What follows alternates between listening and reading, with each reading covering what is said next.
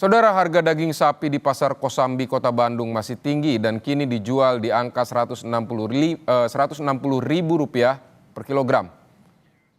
Kenaikan harga daging sapi menurut pedagang tak bisa terhindarkan karena harga beli dari distributor juga sudah mahal. Pedagang pun sempat mogok berjualan beberapa waktu lalu sebagai protes harga daging sapi yang tidak stabil namun tak ada solusi, bahkan harga terus naik.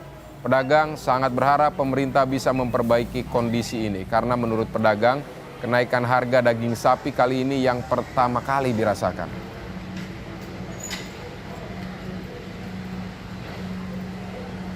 Dinas Ketahanan Pangan dan Pertanian Kota Bandung merespons kenaikan harga daging sapi yang terus melambung sejak Lebaran Idul Fitri lalu.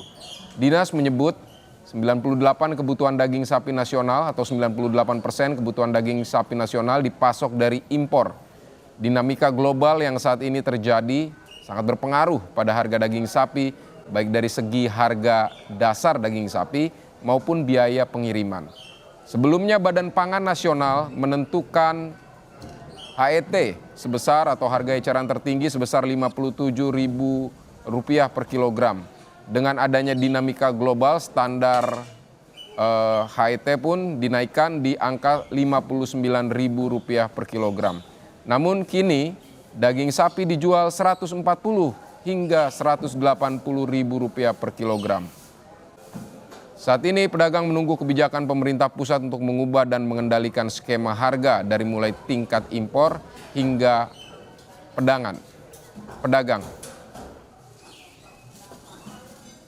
Nah, terkait dengan harga memang kita sangat sedang menunggu nih kebijakan pemerintah pusat untuk merubah skema harga ini dari mulai impor sampai ke pedagang. Dengan kondisi hari ini realita yang pasti bahwa harga yang sudah ditentukan itu tidak mampu menutupi harga yang sekarang, dan ini tentunya akan merugikan, akan memberatkan para pedagang.